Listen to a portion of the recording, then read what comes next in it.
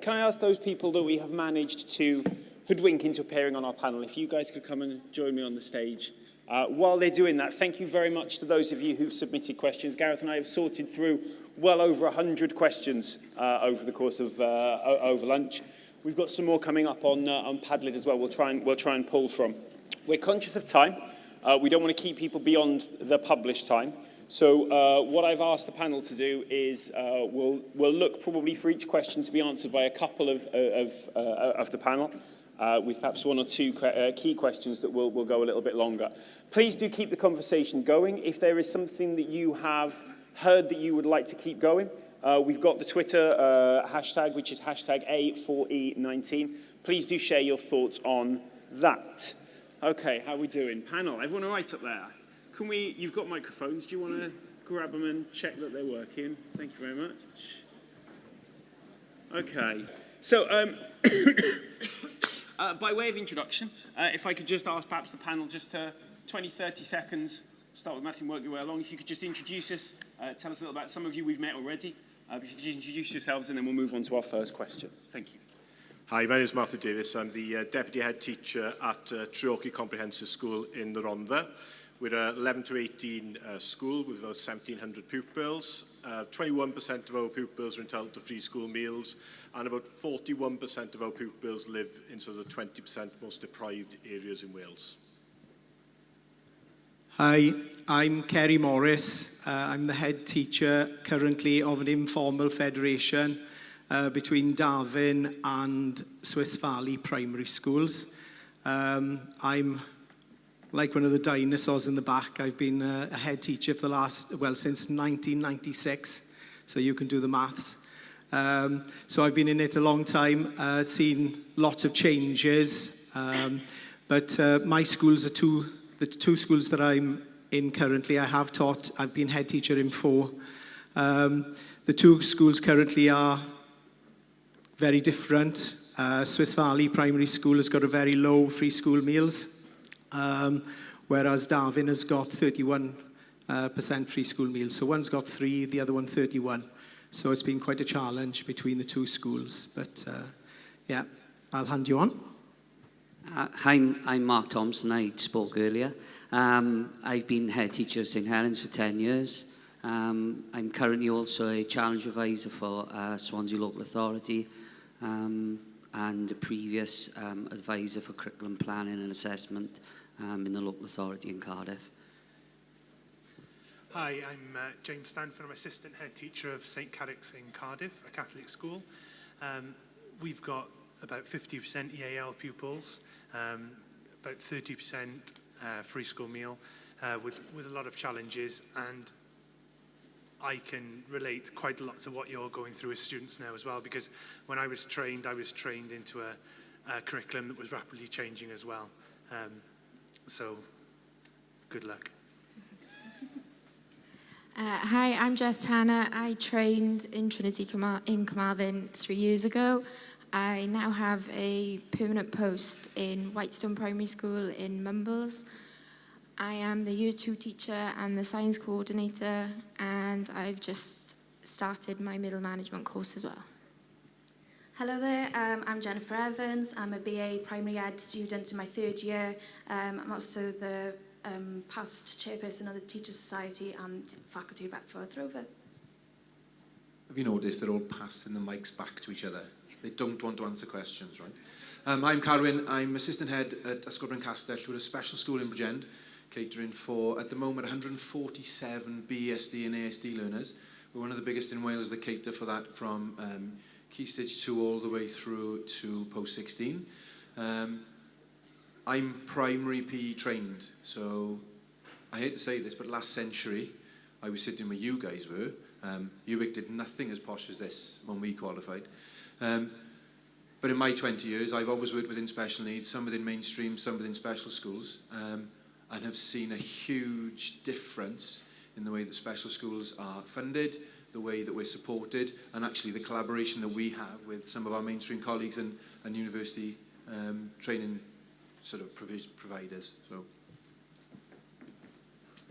Lovely. Thank you very much, panel. Okay, so what we've done in terms of filtering those questions was we've looked for things that came up on several occasions, and we've often melded a few questions together. Most of them didn't have names on, so my thanks in advance for those of you who asked the questions. We'll start with this one. We've heard a lot today about the importance of kind of being an inspiring teacher, but also the importance of pupils having aspirations. So have you got any tips for inspiring pupils or inspiring learners who might have low aspirations or low self-belief about themselves? James, can you kick us off? Thank you. So, children who have low aspirations, that's a very sad thing, first of all. I think you've got to model that, first of all. First and foremost, as a teacher, you've got to model your aspirations for the learners and hope that they pick up on that. Trick them into thinking everything they do is amazing and they'll want to do better. Use other models within your class and let them understand that children who try very hard are successful, do get all the praise, do get everything they want. There's one folklore story, which I'm sure is a lie, that I was told when I was training, about an inner city London maths teacher who was dropped in as a student, and they said, oh, you're teaching this class, and they got the highest. It's a total lie, but believe it. They got the highest GCSE grades in the thing, and then they said at the end of the year, did you know that was the bottom set? And actually, it can be true, because it's all about aspirations. It's all about what you project onto the children. As a teacher, it's your job to raise those aspirations. Thank you. Clara, did you want to come in? It's quite interesting. In our context, we have, so try and get this across as quickly as I can. You all know about ACEs, I'm sure, currently, the Adverse Childhood Experiences. We do quite a lot with trauma-informed schools. We've got children who are generationally low aspirational for themselves and for their families. They've got very little inquisition skills. They've got no resilience in learning, low self-esteem, all those things. That doesn't make us different, because in every classroom you teach, you will have those pupils that you will encounter. Undoubtedly, I'm sure the panel would agree, those young people thrive in some of the environments they create, because it's about giving them the skills to be able to say, I can. We've got a bit of a saying in the school with us that it's not that you can't, it's that you don't know how yet. You've got to learn how to do something. That's what we need to do as teachers, is persuade them, as you've just rightly said, is persuading them they can. I know there are students in the room that have been to IBC and have experienced what it is that we do, and they've seen the good, the bad, and the difficult of what happens, but also the really good bits, the fact that we get families involved. I think you were saying earlier, Mark, about getting people in through your doors, just getting them to buy in. It's not about our young people sometimes. It's about giving the families the desire for their children to want to be better. As a parent, I want my children to be better than me. I can't wait for that day where they're paying my mortgage off, because I've given them the skills, or you guys have given them the skills to go out and do those things. The biggest trick for us is persuading them that they can learn. I think once you've cracked that, it becomes a joy to do, but you need to be resilient in order to achieve that over the long term. Lovely, thank you very much. And some messages there as well, sometimes for some of our student teachers, the idea that it's not that you can't, it's just you haven't worked it out yet. Keep going, you'll get there. Let's look at our second question then. We've picked up, there were questions to Graham about funding earlier, and there's no doubt that funding is always a big issue in schools. But with a move to areas of learning and experience, the idea of experience is going to be important. We've heard from people from the stage and from around the room around that. So does anyone have any views on how, when funding is falling, how do we go about making sure that pupils have access to rich learning experiences, be that digital, arts, or so forth? I think I'm in one of those schools where we've got falling budget year on year, so there's lots of challenges with that.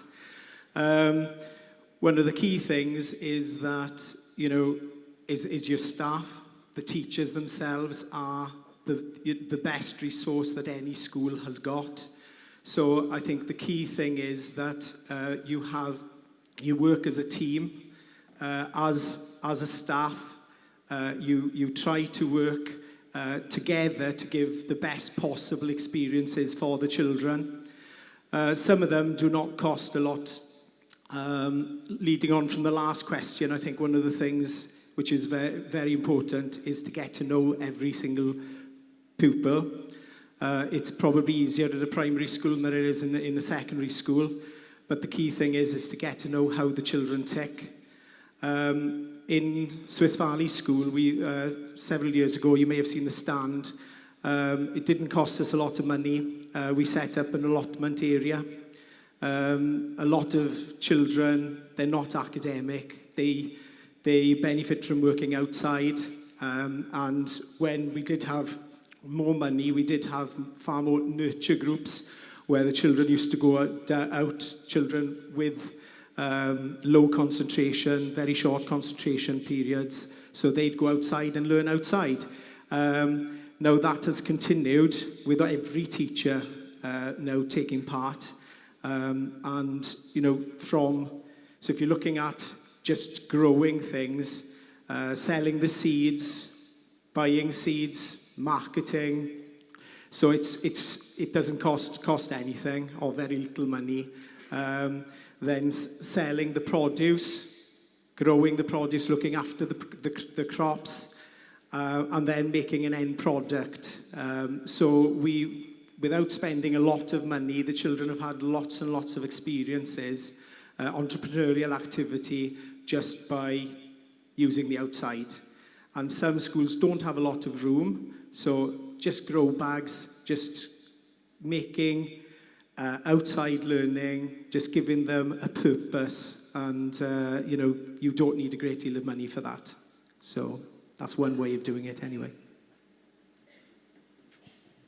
I'd say also use your local community and get to know what the movers and the drivers are there. I mean, although there's not masses of money coming to frontline school, there is money out and about. I mean, our current Year 5 group are working with the Welsh National Opera on a project on dementia, which is involved obviously broadening experiences into things like opera, which those children never had a chance to do in the past. That's free.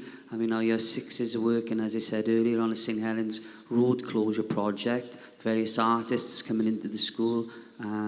Dance project in Year 6 with Taliesin Dance. There's also a grant at the moment for, I think it's Go See It grant, which allows you to take children to the theatre. That's fully funded by the Arts Council for Wales. So there are lots and lots of different sources of funding out there, which if you're kind of creative, you can use. A massive cost these days for taking children out is buses. We are lucky. We are based in the city centre. We tend to walk to a lot of places. That always cuts the costs down.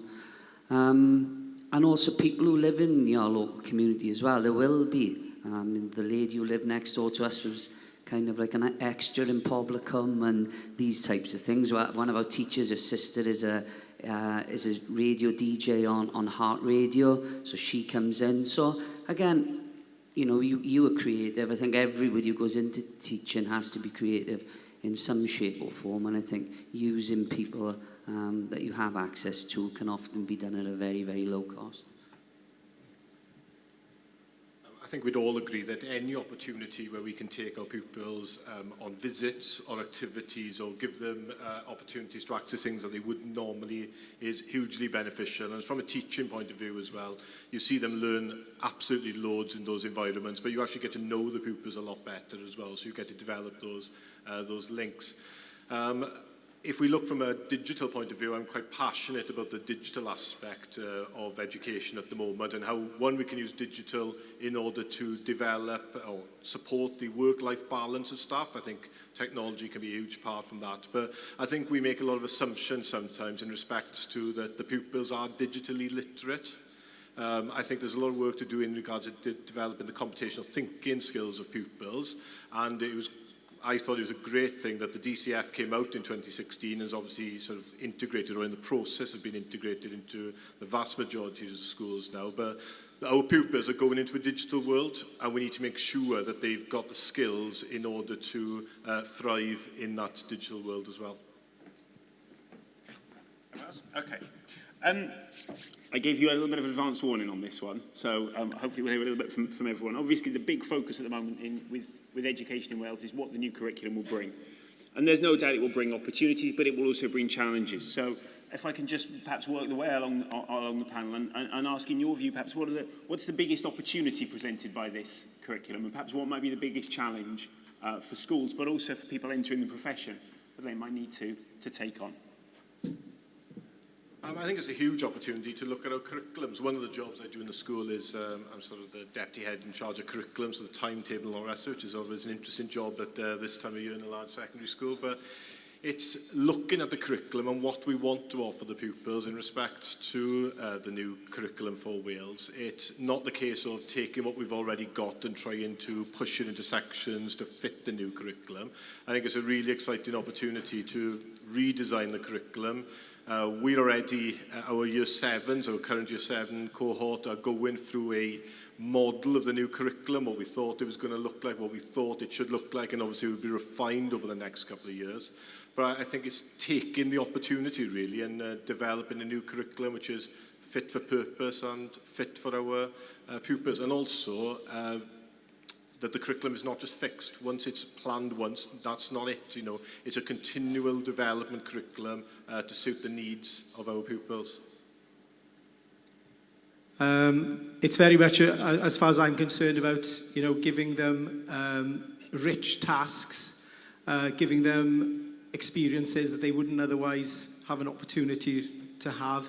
The projects that staff plan now together, things like CSI, so looking at ID and then setting up a CSI scene, getting people from the police force in, fingerprinting and so on, trying to make the experiences for the young people as exciting as possible. This is what we need to try and do, is to embrace this, as Professor Donaldson pointed out today. It is a great opportunity. We can, for somebody who's had a great deal of accountability for most of my career, we're still going to have that accountability, but it's an opportunity to be as creative as possible and try and make those activities as exciting as possible for our young people. Your imaginations, go for it. For me, the focus on assessment for learning and a move away from labelling children with grades and certain percentages and a really top-down attitude that we've had over a number of years. It just seems to be a genuine feel for the moment of children making decisions about their own learning, where they are in their own learning, and being able to to move that forward themselves without having to worry too much about the assessment of learning. For me, I think the positives and the negative are the same thing. The new curriculum is not prescriptive. It will allow us to go wherever we want to go. But the we has to be us as a nation. I don't think it could be me and our school or individual schools so much. I think there does need to be some level of the curriculum feeling similar in all schools and not being all things to all men, and not diverging too much from each other, so that we don't get people in different local authorities getting a totally different experience and in effect, let's be honest, because the lived curriculum is the child's life chances. I think one challenge would be just being brave, really. I think it's quite difficult for experienced teachers to break away from the status quo. But I'm not sure if anybody'd seen the documentary of Planet Child. Did anybody see that? With a lot of the cultures try and promote the children to be independent and be resilient. And I think that the new curriculum will hopefully develop our culture and our society so that children do grow up to be more resilient and more independent.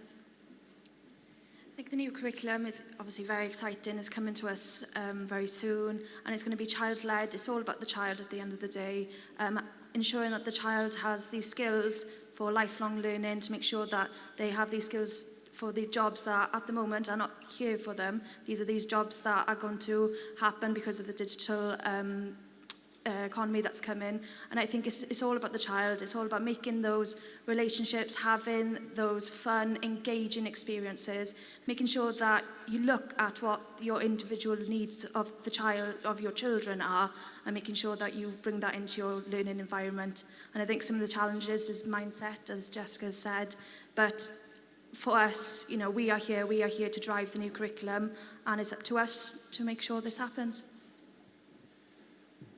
I agree. For me, it's about risk-taking. What we've seen this morning, all through the day, are people who are willing to take risks with what they're doing.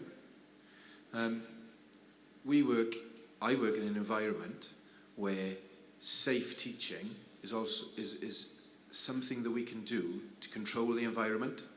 There's a big risk in putting yourself outside of your own comfort zone. Some of the questions that are coming up around the curriculum and about subject specialists, particularly in secondary, and I can only imagine in Treorchy Comp, it's a challenge, isn't it, to try and get people to upskill themselves across the curriculum. You guys are at the cutting edge. I know from our experiences of having students come into us that you'll say to them, oh, can you have a go at that? Yeah. I can go to some of my more experienced colleagues when I'm trying to drive the curriculum and trying to drive those standards and go, oh, can you deliver this to me? Oh, I'm not trained in that. Well, that's okay, go and learn then. You know, because that's what we want them to do, is to learn the new skills.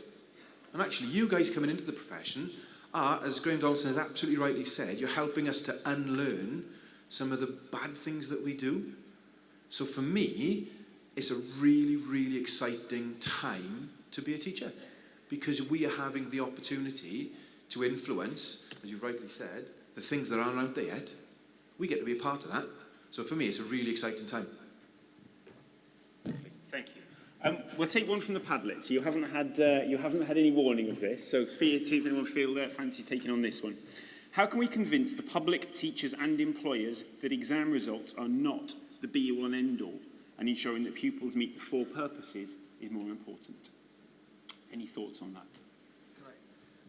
There are things in the press, aren't they, that employers are saying some of the young people that are coming out into the world aren't literate enough, don't have the numeracy skills, don't have the digital competency skills, but importantly, don't have the engagement skills with other human beings.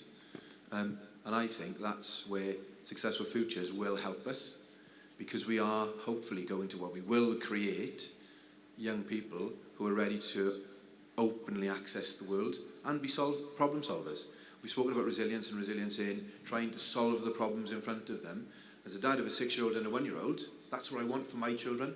I want them to be able to look at a problem and not see it as a sticking point, but an opportunity. So for me, I think it's that element of it. It's about giving them the skills to overcome the problems.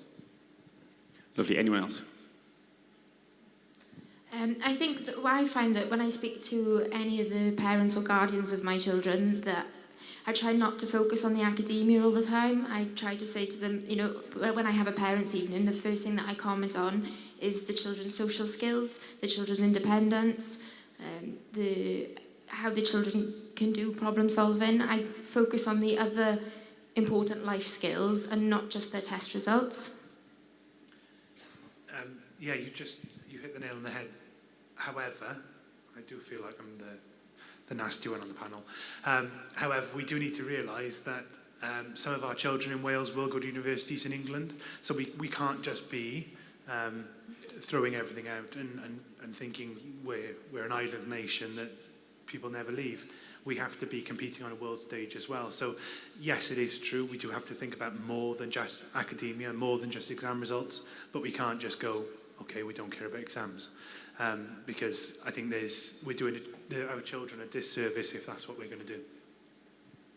Lovely, thank you. One that I think is probably on the mind of quite a few people in the audience at the moment.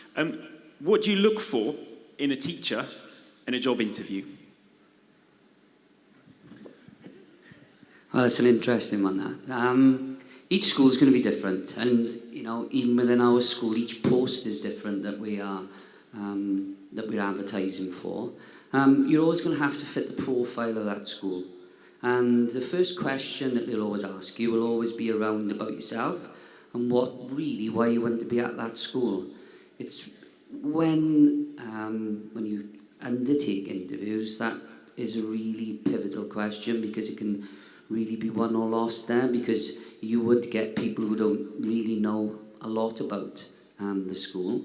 It's about getting to know really why you want to be there, and spend some time before you go to the interview. Why you? Because it's always going to be, the interview will always be on some type of unique selling point that you may have or the school requires, and that's different. It's almost like a key into a lock.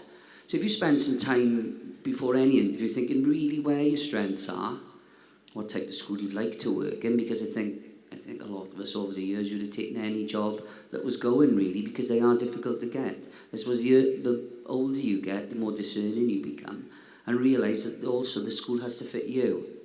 So spending your time really getting to know that school, because you'll always be you might think that it's really down to the head teacher, but governors and governing bodies have a real influence on who gets jobs, and they're very passionate about their communities.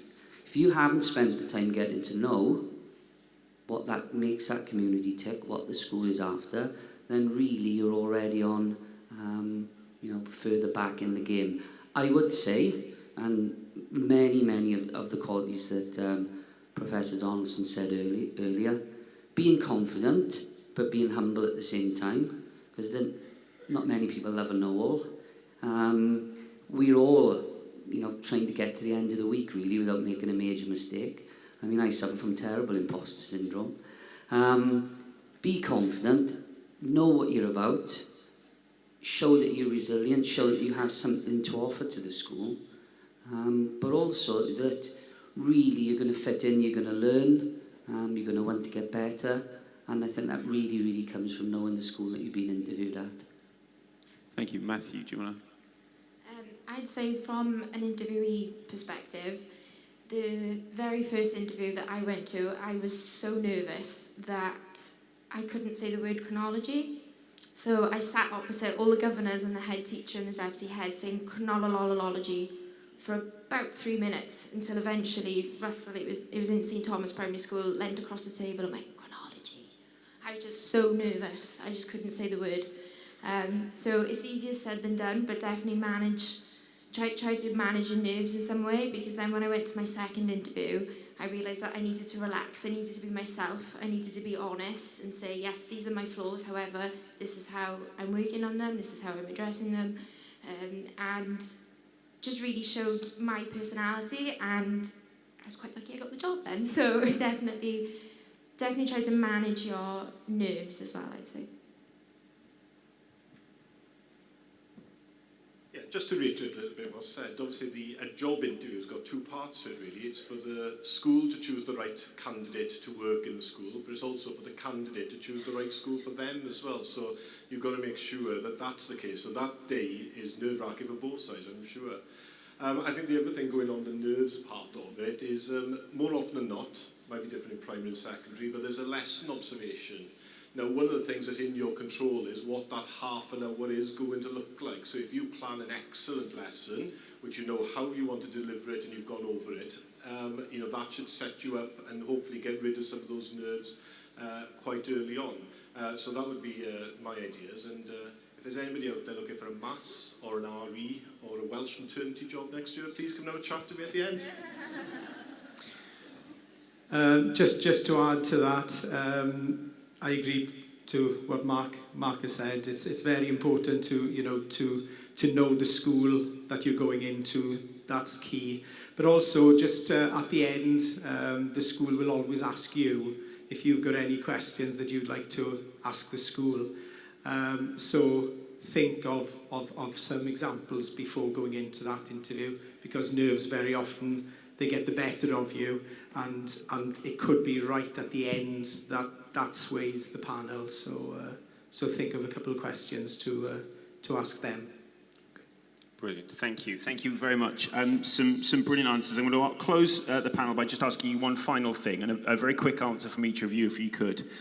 This one came on a post-it. I don't know who sent it in, but I like this one a lot. So, Can you think of one thing you know now that you wish you knew at the end of your training? Does anyone want to kick us off with that one? I would say that one bad lesson does not define you as a teacher. Being a teacher, being a trainee student, you're constantly reflecting, you're constantly learning. My learning will not stop at year 3. I'm going to continue my professional development, continue to learn. That's the beauty of education. Things are always changing and there's always an opportunity for you to learn. Honest answer, how many of you watch Peppa Pig? You've got to hang out there, thank you. There are some honest people in the room. Edmund Elephant, I've got a 1-year-old, okay, so this is my caveat. Edmund Elephant is a know-it-all. Do not stand in front of your class and pretend that you know it all. The other thing I wish I'd learned very, very early on is if they ask me a question I don't know, I wish I'd learned to say very, very early on, wow, everybody, let's stop. We've got a wonderful home study task for you tonight, because it stops me being on the spot. I found this question really difficult. There's loads of things I could say. I'd definitely say that one. One of my stepdaughter's favourite things to say to me is, but you're a teacher. I get that all the time, but you're a teacher. And I said, that doesn't matter. I'm as much as I'm there I teach children, I also learn from children all the time as well. But one message that my dad always used to say to me growing up, and I've definitely taken into teaching, is that there's a lot of pressure, I think, to be an excellent teacher, and I think that to put all your energy into being a 10 out of 10 teacher during your observations, it can actually have an impact on your everyday teaching, and I think I would much rather be a teacher who's an 8 out of 10 consistently every single day, rather than a 10 out of 10 when somebody's there watching me at the back of the room and then a 5 out of 10 the rest of the time. Spot on. I would say I expected to want to make wholesale changes to my practice and keep developing at a really rapid pace as you do through your training. But actually, as a teacher, it's about making step-by-step changes, small changes that you can consistently do and consistently get better through your career. And on the day you retire, you'll still be saying to yourself, I can do a bit better, I think. Be kind to yourself. I definitely say don't compare yourself unfavourably with your colleagues. We wouldn't expect the children to do it. So certainly don't do it to yourself. Everybody's on a different learning journey. You will make mistakes. I make a lot. As I said, most people are trying to get to the end of the week without making a big one. And really, really enjoy every day, because it does, even though sometimes it seems like a real grind, it does go very, very quickly. I'd like to echo really what Mark said there. You know, try and make every day count. You know, this isn't a dress rehearsal. You've just got to go out there and try and enjoy the job. I don't think we've heard the word fun during the course of this morning, or throughout the day, really. You've got to try and make it fun, not only for the students, but for yourself. You know, as I'm coming towards the end of my career, looking forward to you, I wish I'd known that at the start, because you've just got to enjoy with the students. If you're not enjoying it, you're in the wrong job. Yeah, I suppose to add to that then is take every opportunity. If you get the chance to go see the school show, if you get the chance to go watch the rugby team, it's a really good way to build relationships with pupils that you do teach, and pupils that you might teach in the future, or you might never teach, but you see around the yard. Those opportunities to build those relationships, and like say on trips you do that loads, and on the different activities is great. And the pupils really appreciate it. They know you give up your time to go on those activities, and they really do appreciate it. Just to add, I wasn't joking about those jobs earlier, if anybody's got... F for the plugger. Lovely. Can I thank you all for taking the time to come and share those insights. Ladies and gentlemen, would you please thank your panel?